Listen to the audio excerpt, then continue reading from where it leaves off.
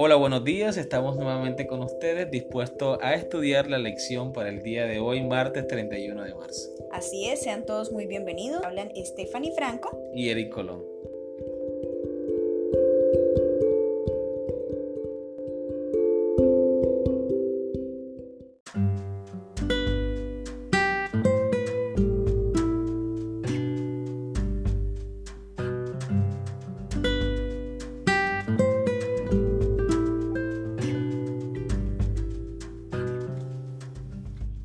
Bien, vamos a iniciar con la Biblia como profecía. La Biblia es única, entre otras obras religiosas famosas, porque hasta el 30% de su contenido se compone de profecías y literatura profética. La integración de la profecía y su cumplimiento oportuno es fundamental para la cosmovisión bíblica, porque el Dios que actúa en la historia también conoce el futuro y lo ha revelado a sus profetas. No es solo la palabra viva o la palabra histórica, es la palabra profética. Muy bien, una pregunta para estudiar un poco más a fondo. ¿Cómo revelan los siguientes pasajes los detalles del Mesías venidero?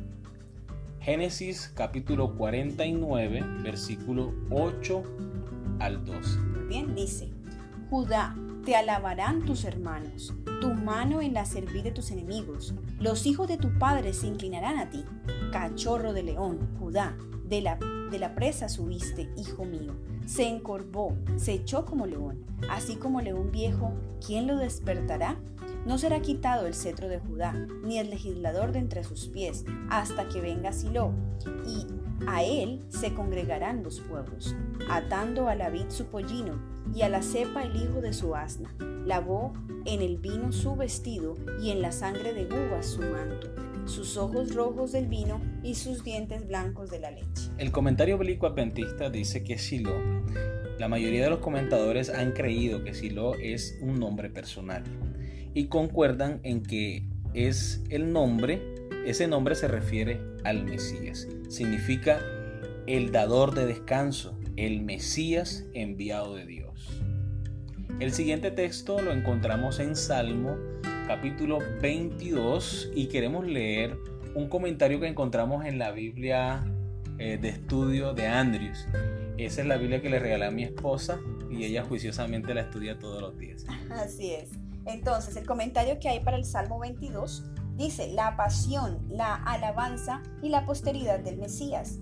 David describe su sufrimiento, pero el lenguaje del Salmo va más allá de su experiencia para retratar el sufrimiento, muerte, resurrección y cumplimiento de la misión del Mesías, tal como es citado o referenciado en Daniel 9:26 y en los Evangelios, y menciona varias citas bíblicas de los Evangelios. Bien puede ser que Jesús, sabiendo que este salmo predecía su pasión, lo memorizara de antemano y encontrara en él una fuente de fortaleza a medida que se desarrollaban en torno a él los acontecimientos predichos. El salmo presenta 4 motivos de confianza, ya sea para David, para el Mesías o para nosotros. Entonces, por eso es que decidimos leer ese comentario, porque en vez de leer las citas que muestran allí, vamos a leer esos 4 puntos que son de confianza para nosotros. El primero está en la liberación de nuestros antepasados espirituales por parte de Dios. Se encuentra en Salmo 22, en los versículos 4 y 5. En ti esperaron nuestros padres, esperaron y tú los libraste. Clamaron a ti y fueron librados. Confiaron en ti y no fueron avergonzados. Entonces, nuestro primer motivo de confianza está en que nuestros padres confiaron en Dios y Él no los dejó. El segundo motivo de confianza, la intervención de Dios en nuestra experiencia pasada, versículos 9 y 10. Pero tú eres el que me sacó del vientre, el que me hizo estar confiado desde que estaba en los pechos de mi madre. Sobre ti fue echado desde antes de nacer, desde el vientre de mi madre, tú eres mi Dios. Así que vemos la intervención de Dios desde nuestro nacimiento incluso. Tercer motivo de confianza, la promesa de Dios de atender nuestros ruegos, versículo 21. Sálvame de la boca del león y líbrame de los cuernos de los búfalos. Así es, entonces vemos que Dios promete que nos va a librar siempre. Es otro motivo de confianza. Y el último, la seguridad que Dios nos da de éxito en la misión. Y están los versículos 25 al 31. Esto los pueden leer en casa para que hagan un poco más de estudio profundo de la palabra de Dios. Pero queremos mencionar, antes de pasar al otro texto bíblico, por qué en la lección aparece el Salmo 22. En el versículo 16 y en el versículo 18 hace una referencia directa a los padecimientos de Cristo. Versículo 16, porque perros me han rodeado, me han cercado cuadrilla de malignos, horadaron mis manos y mis pies. Versículo 18, repartieron entre sí mis vestidos y sobre mi ropa echaron suerte. Dos cosas que a Jesús le sucedieron, cierto, a manos de los judíos que querían acabar con la vida de Jesús. Así es. La siguiente cita bíblica está en Isaías 53, versículos 3 al 7. Despreciado y desechado entre los hombres, varón de dolores, experimentado en quebranto, y como que escondimos de él el rostro, fue menospreciado y no lo estimamos. Ciertamente llevó él nuestras enfermedades y sufrió nuestros dolores, y nosotros le tuvimos por azotado, por herido de Dios y abatido. Mas él herido fue por nuestras rebeliones, molido por nuestros pecados, el castigo de nuestra paz fue sobre él, y por sus llagas fuimos nosotros curados. Todos nosotros nos descarriamos como ovejas, cada cual se apartó por su camino, mas Jehová cargó en él el pecado de todos nosotros. Angustiado él y afligido, no abrió su boca, como cordero fue llevado al matadero, enmudeció y no abrió su boca. Así es, así que creo que no hay mucho comentario que hacer de esta cita, porque toda ella habla de lo que vivió Jesús en esta tierra, justamente para cumplir esa profecía de su venida a la tierra, su muerte y su resurrección. Daniel capítulo 9, versículo 24 al 27 es el siguiente texto bíblico. Habla acerca de la obra del Mesías. Esto lo vimos en la lección número 10 del trimestre pasado, más exactamente el miércoles 4 de marzo. Habla acerca de la llegada, vida, muerte, resurrección e intercesión de Cristo Jesús en el santuario celestial en favor de cada uno de sus hijos. Seguimos con el texto bíblico de Miqueas capítulo 5 versículo 2. Pero tú, Belén Efrata, pequeña para estar entre la familia de Judá, de ti me saldrá el que será Señor en Israel, y sus salidas son desde el principio, desde los días de la eternidad. Muy bien, el siguiente texto lo encontramos en Malaquías capítulo 3 versículo 1. He aquí yo envío mi mensajero, el cual preparará el camino delante de mí, y vendrá súbitamente a su templo el Señor, a quien vosotros buscáis, y el ángel del pacto, a quienes deseáis vosotros. He aquí viene, ha dicho Jehová de los ejércitos. Esta parte del versículo 1 que habla acerca de el mensajero del Señor hace referencia directa a Juan el Bautista. A Juan, unos fariseos se le acercaron para preguntarle que quién era él. En Juan capítulo 1 versículo 23 él responde: yo soy la voz de uno que clama en el desierto, enderezad el camino del Señor, como dijo el profeta Isaías en el capítulo 24. Y parece interesante lo que dice el comentario bíblico adventista acerca de el texto o la parte del texto que dice: vendrá súbitamente a su templo el Señor. Así como Dios llenó con su gloria el tabernáculo que construyó Moisés en el desierto y más tarde el templo que construyó Salomón, asimismo la gloria de Dios llenaría el templo que fue restaurado en Jerusalén, pero esta vez con la misma presencia de Dios encarnado en la persona de Jesucristo. El siguiente texto bíblico lo encontramos en Zacarías capítulo 9 versículo 9. Bien, dice: alégrate mucho, hija de Sión, da voces de júbilo, hija de Jerusalén. He aquí tu rey vendrá a ti, justo y salvador, humilde y cabalgando sobre un asno, sobre un pollino, hijo de asna. Y para esta parte me gustaría leer el comentario justamente de la misma Biblia de Andrews de esta cita. Dice: en vez de espanto y el terror del juicio que otros sitios habrían de experimentar, los habitantes de Jerusalén pueden regocijarse a causa de su rey venidero. En vez de cabalgar en un corcel de guerra, viene en rectitud y humildad, trayendo salvación, montado en un asno. Su propósito es hacer realidad la paz mundial, profecía que, como registran los 4 evangelios, se cumplió con la entrada triunfal de Jesucristo en Jerusalén.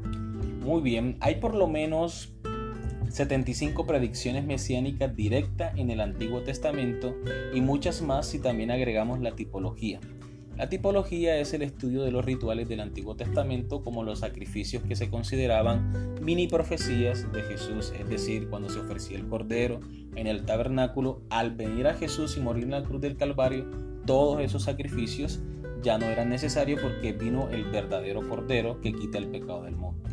Estas profecías se relacionan con detalles específicos como no será quitado el cetro de Judá, lo que leímos en Génesis 49:10, que nacerá en Belén de Judá, lo que leímos en Miqueas capítulo 5 versículo 2, que sería despreciado y desechado entre los hombres, azotado, acusado falsamente, pero sin abrir la boca para defenderse, lo leímos en Isaías 53 versículo 3 en adelante, que sus manos y pies serían traspasados y que se dividirían sus vestidos entre sus verdugos, como lo leímos en Salmos capítulo 22 versículo 12. El hecho de que estas profecías del Antiguo Testamento se hayan cumplido con tanta presión en la vida, la muerte y la resurrección de Jesús es un testimonio de su inspiración y revelación divinas. También indica que Jesús era quien él y otros afirmaban que era. Jesús siguió a los profetas de la antigüedad al predecir su muerte y su resurrección, la caída de Jerusalén y su segunda venida. Por lo tanto, la Biblia predice su encarnación, su muerte y su resurrección, y su cumplimiento garantiza su confiabilidad. ¿Cuántas razones puedes enumerar por las que crees en Jesús y su muerte en nuestro favor? Vamos a compartirlas en este audio y más tarde usted podrá llevar lo que hemos compartido aquí y lo que usted mismo ha respondido a esta pregunta en su clase. Así es. Entonces, en cuanto a las razones que tenemos para creer en Jesús, hablábamos con mi esposo hace un momento acerca de por qué yo tengo la convicción y por qué creo en Jesús. Bueno, justamente le mencionaba a mi esposo que creo en Jesús incluso por lo que él mismo ha hecho en mi vida, por la forma como él ha actuado. Pero entonces resolvimos sacar un listado de tres razones. La primera, ¿cuál es, mi amor? Bien, la primera razón es el poder de la palabra de Dios para transformar las vidas. Ningún otro libro tiene, digamos, el poder para transformar la vida de una persona. Nosotros hemos visto, hemos evidenciado cómo la palabra de Dios transforma la vida de un bebedor, como la vida de un delincuente, ¿cierto? Cómo Dios a través de su palabra puede transformar y cambiar la vida de las personas. Incluso nuestra propia vida, pensemos por un momento que éramos nosotros antes de conocer a Jesús y qué somos ahora. Así es, y ahí es donde entra la segunda, que es lo que mencionaba hace un momento, por su manifestación en mi vida. Y es que para todos, estoy segura que todos los que me escuchan en este momento también han experimentado los cambios que Dios ha hecho en sus vidas, así como yo lo he podido experimentar. Sé que el Señor ha moldeado nuestro corazón de cierta manera, y también habrán cosas que deseamos que siga moldeando y que oramos justamente por eso, para que el Señor siga actuando, porque deseamos tener un corazón nuevo, un corazón transformado. Y el tercer punto, por la veracidad de su palabra, el cumplimiento de la palabra profética. Dice el libro de Gálatas capítulo 4, versículo 4 al 5, que cuando vino el cumplimiento del tiempo, el Señor envió a su Hijo para que nosotros fuésemos salvos por Él. Bien, esto se traduce en que, como hemos visto, todo lo que está en la palabra del Señor se ha cumplido. Todo lo que está allí hemos podido verlo, no solamente en nuestras vidas, sino también cuando miramos hacia atrás a la historia, lo que acabamos de leer. Cada punto de eso se escribió mucho antes de que Jesús viniera a esta tierra. Así que la palabra de Dios se ha cumplido. Así es. Muy bien, ¿por qué las evidencias son tan convincentes? Porque lo hemos experimentado en nuestra vida personal. El Espíritu Santo sigue haciendo su obra en cada uno de nosotros y el Señor nos va a perfeccionar hasta el día de su venida. Le damos gracias a Dios por eso. Así es. Bueno, hemos terminado. Que Dios les bendiga y que tengan un feliz día.